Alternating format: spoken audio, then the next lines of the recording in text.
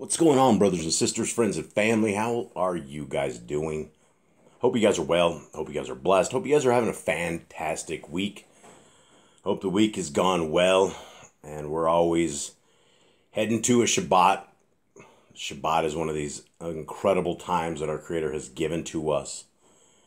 And when you think about the amazing stuff our Creator has given to us, we've been given life.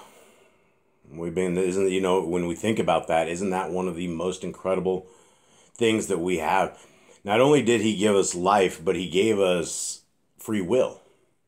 He gave us a functioning mind. We are able to understand. We're able to think. We're able to speak. Think about that. Think about the blessings of speech. How somehow we have this member called the tongue, and somehow with this tongue, we're able to use our lungs and somehow articulate out words. Some sort of vibrations, and these vibrations become words, and these words become things. Everything that our Creator has given to us is a blessing. We need to be very, very thankful to our Creator for his blessings. And there's no way that we could ever even be close to thankful is unless we obey his wishes and his ways, his set forth rulings, his commandments. All of these commandments are amazing. There's not one single commandment of our Creator that if you sit and think about it, isn't absolutely incredible. And the Torah takes care of everything in society. It takes care of everything in our families. It takes care of everything in our diets. It takes care of everything in our understanding of what worship is and what it should be. So we've been given this gift of Genesis, Exodus, Leviticus, Numbers, and Deuteronomy. And we're thousands of years since our Messiah. We're thousands and thousands of years since creation. But it's been preserved. The hand of our Creator has preserved scriptures as well as they have for a time such as this, that the people of this plains, the people of this world, are able to have a full index of books. Before us, not only do we have the Torah, but we also have all of the prophets. We have all of the good news of the Besorah. We have all of the letters of Revelation and the letters of John. Incredible scriptures that have been preserved and given the test of time. And the concept from the very beginning is that if we will obey the words of our Creator and write them on our heart, mind, and soul, value them more than anything, if we will do that and we give them value in our life, then our Creator will give us value in his eyes. There's no other place anywhere that ever tells us how we can be in line for the kingdom to come except through scriptures. It tells us a way forward. It tells us a way of Kodesha, a way that our Creator's people should behave and how we should act according to how our Creator wants us to behave and act. Are we supposed to harm the disabled? Nope. Seems like common sense, right? Yep. But it's a law. There's a statute and a command. And when we carry on with any religion that says the laws of our Creator are gone, they don't mean anything, that Jesus came and died and nailed the law to the cross. Guys, that is blasphemy. That is blasphemy against one of the greatest things that we have been given. I value the Torah as the greatest thing we have ever been given. Life as the second greatest thing we've been given. Because if we were given life without the Torah, then we'd be living in darkness and we wouldn't know the way forward. That's what the Torah means. The Torah means the way forward. It doesn't mean the law. And so as we are reading the words of our Messiah, we're reading it from Yah Scriptures. And Yah Scriptures is what I believe is the greatest English translation of Scriptures has ever been produced. And it is a book that has 103 books. It has most of all of the Apocrypha, if not the greatest parts of all the Apocrypha, completely restored. Instead of the pagan name God and Jesus, it has restored the name to Yahuwah and Yahushua. All our forefathers and foremothers, the names have been restored. The pagan names of the entire scriptures have been pulled out. And this scriptures has been pulled together from multiple versions, and it has been proofed, and it has been gone over and over and over. And it is built with love, and there's been a lot of copies that have gone out. A lot of people are very, very, very happy with this and agree that this is the greatest English translation there is. Now, you don't have to purchase anything, because if you go to yahscriptures.com, it's all there, absolutely free of charge. You can put in Yah Scriptures right here and put a .com. Don't put a space. And under downloads, you will find free versions, the PDF version, the eSword version, the Google app, which we're just about to read, is all free. Everything that we could possibly put out there for free, we put out there. And then what we do is we ask if you guys would like to help us with, which is our main ministry, which is what we dedicate a lot of time to every single day, every single week, which is taking care of the prisoners of the United States of America. And there's a tremendous amount of value in that, because we know through scriptures that people in prison are needed help. That is something, if you want some extra credit in the Shaimayim and the heavens to come, that's the kind of things that it looks for. That this kind of righteousness, this kind of love to these prisoners who are very, very receptive to the laws, statutes, and commandments of our Creator and the faith of Messiah Yahushua. And so if you guys would like to be a part of that and can help us out and want a Yah Scriptures, a 3,153 page book that is, again, probably the greatest resource I have ever seen, probably the greatest. It's one of these things that if you have a hard copy of it and for whatever reason the powers that be shut the internet off or whatever happens, you will always have the full word of our Creator in large print. And that's the big thing about this. It is large print. And so this is a study scriptures. This is something that is for everybody's household table. This is something that will enhance your family if it is read. But if it's just set on the shelf and not read, then there's no value in it. So that's why I encourage everybody to read this. And if you can, please help out with Yah Scriptures. It is I believe it is a valiant ministry. In that we've already seen a tremendous amount of lives changed. And there's a lot of people out there reading scriptures. There's a lot of people in the depths of hell right now that are reading scriptures, and a lot of people that are their lives are changed. And so thank you to everybody who has purchased one of these Yah Scriptures. It is because of you all that we have this ability to be able to do this and to be able to bear fruit. So thank you all. Much love. Now, here we are. Book of Khalidi, starting a brand new chapter. This is probably one of my favorite books of all scriptures, because I get a glimpse of my leader. I get a glimpse of my Messiah. I get a glimpse of what salvation looks like. And I hear his words. And so that's very, very important, as I do want to be a follower of Christ. I do want to be a follower of the Mashiach. And so here we are. Yahushua went from there to the house of his mother, for Miriam had a small inheritance. She was a careful woman, for once when her children were young, having lost a small silver coin, she swept the floor carefully, sifting until she found it. Leaving there, he withdrew to the sea, for Yahushua liked to swim to be among the boats, and be among the boats. Now, while he was there, a great number came from Galilee, from all of Yehuda, and from Jerusalem, some even from beyond Yarden, and from the coast of the western sea, where he was known. Now, I find these things right here extremely fascinating, because we get to see the human side of our friend, of our brother, of our king, of our priest, of our sacrifice. He fulfilled so many different things for us, along with showing us that we can walk this walk and talk this talk. May not do it perfectly. We will all stumble. We will all fall. Every evil thought we have, everything that is not of goodness, we will be judged on, because we're trying to get to the point where we are a different people, to where we walk like our Messiah. So here we have Messiah, and it sounds like he's a swimmer, right? He's hanging out in his dad's creation. And isn't it incredible?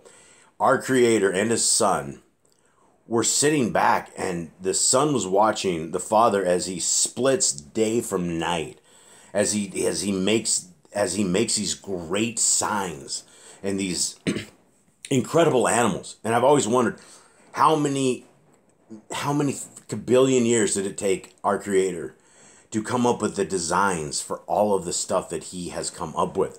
When we're talking, our Creator is infinite. If you look at the amount of species and things that are out there, it has taken a tremendous amount of time to bring this stuff up and to perfect all these little things. Cats. Have you guys noticed how fast cats and agile they are and how vicious they are with their claws, right? There's no other animal except in the cat family that looks and deals just like these things. They can jump the way these things can jump. It is incredible. We move on to dogs. What else has the kind of scent and can smell like a dog can smell? They can pick up anything from anywhere, and their hearing is out of control.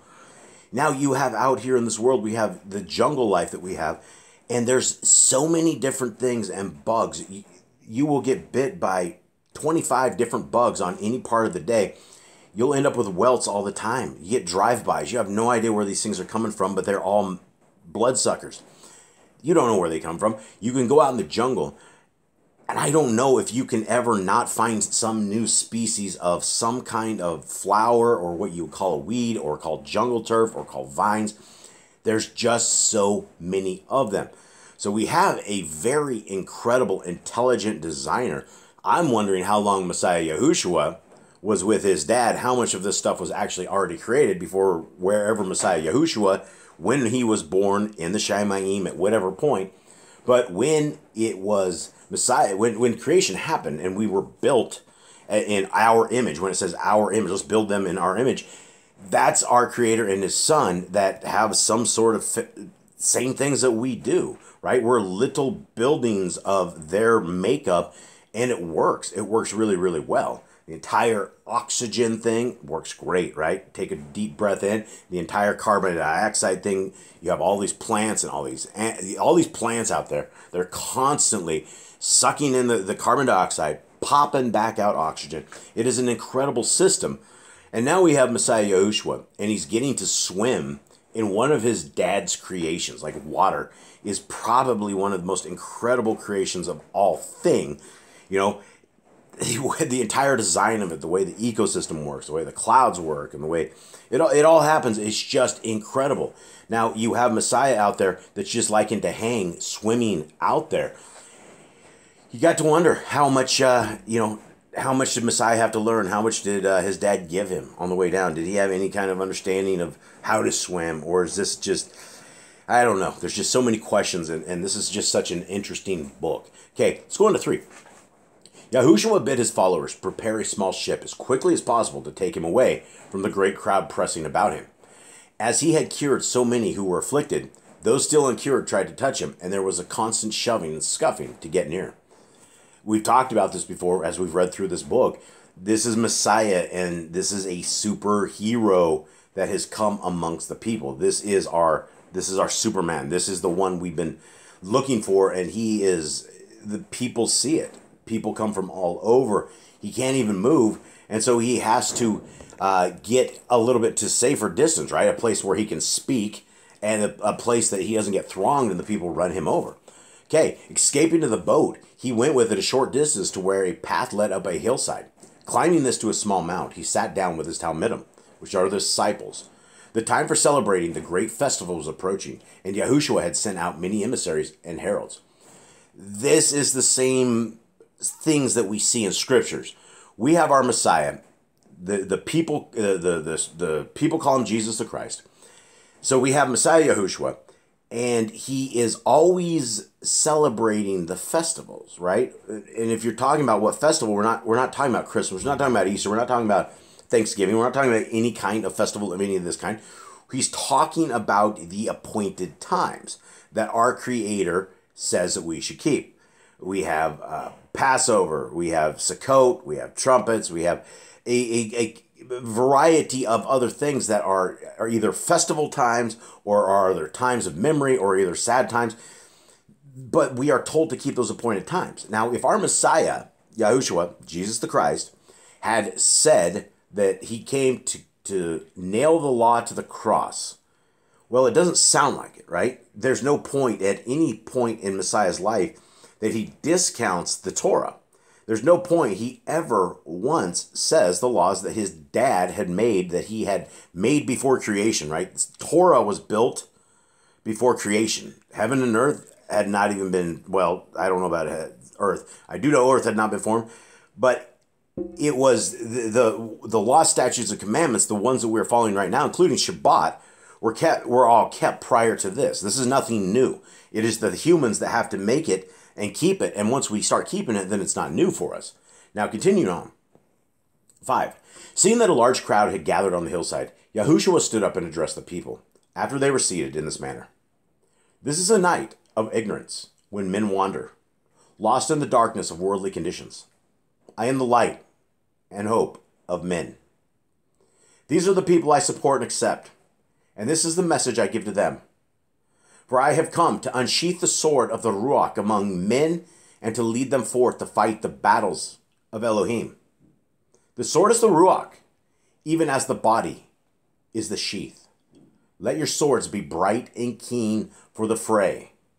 Be staunch and resolute, and the rule of Elohim will surely sweep all wickedness and evil, all pain and distress from the face of the earth.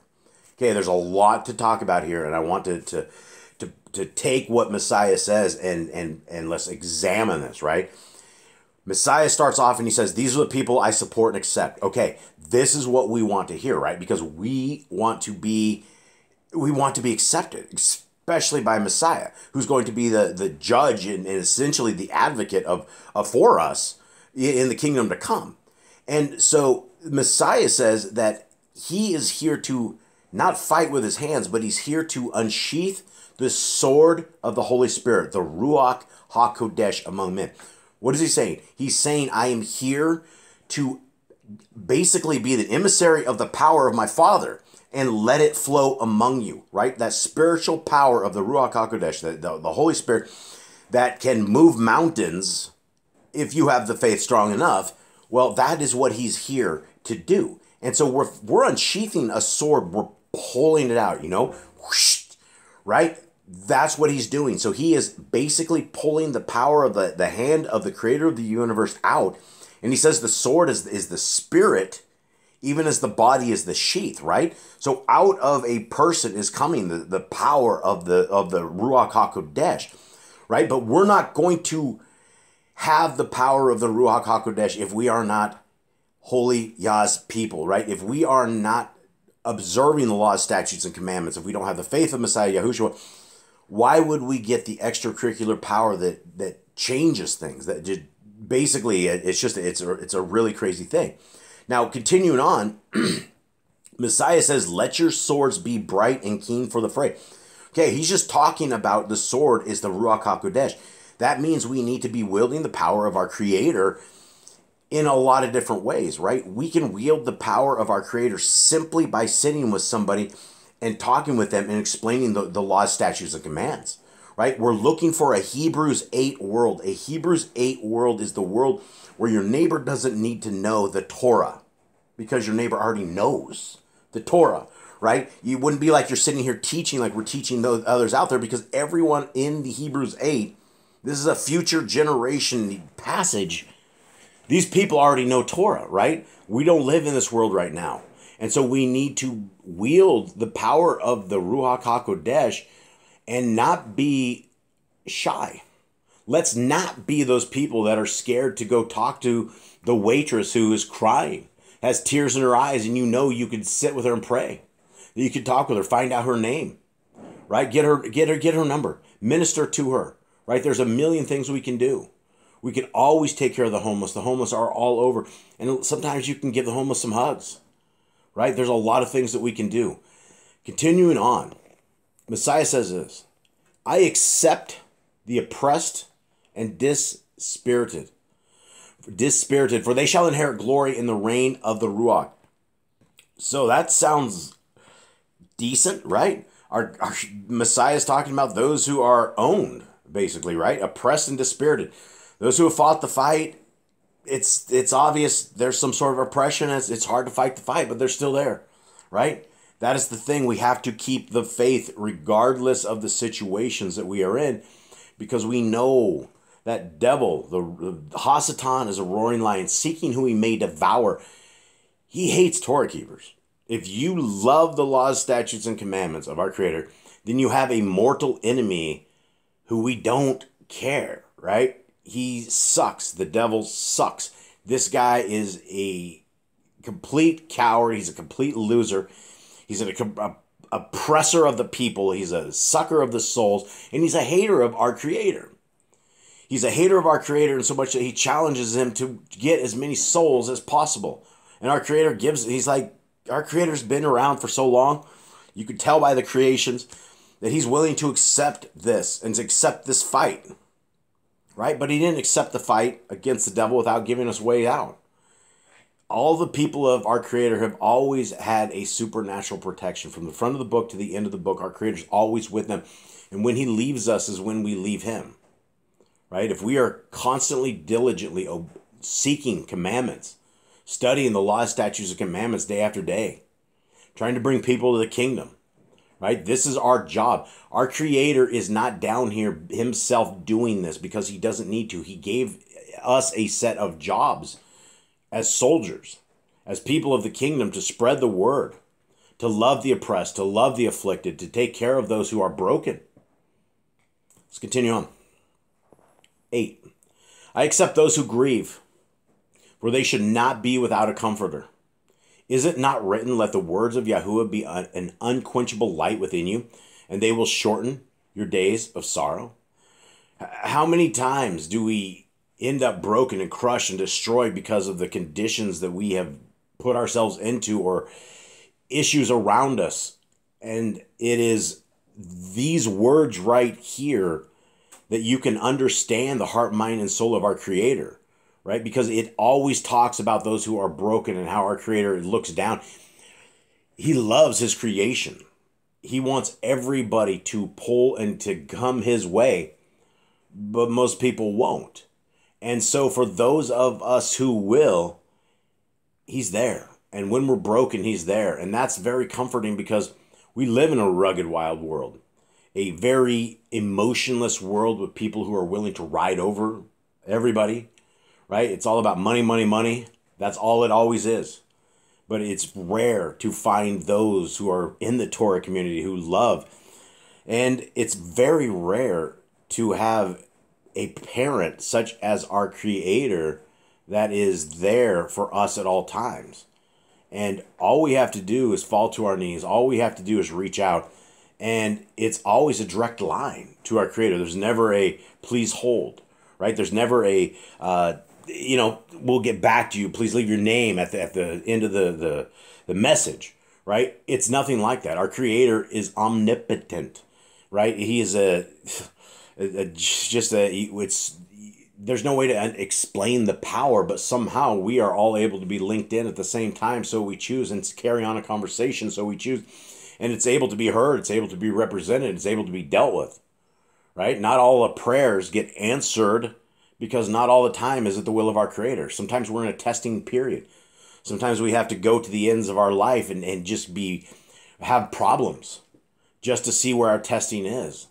Guys, but this life is temporary. Everything we have here is temporary. This is what I tell all my brothers and sisters on death row. This is all temporary. We've done some evil, evil, evil things and we cannot undo them. The day of accounting, standing naked before our Creator, isn't going to go well for any one of us. But what we can do is we can minimize and hopefully we can get out of a lot of issues. Hopefully we don't have to have everything replayed. Hopefully we can repent. Hopefully this stuff is gone, right? Hopefully it's a new slate. But there's always the day of accounting. And we need to make sure that we have clean thoughts and clean hands and clean hearts. And that we're doing the will of our Creator. All right, guys. I don't want to get too long into this. I've already gotten really long-winded on this, guys. So this is why the book of the Nazarene is super, super exciting. Because it gives us an outlook. It gives us an understanding of the kingdom to come. It gives us an understanding of our king. All right, folks. I love you guys. I hope you guys have a wonderful day. Much love to you all. Shalom. Shalom.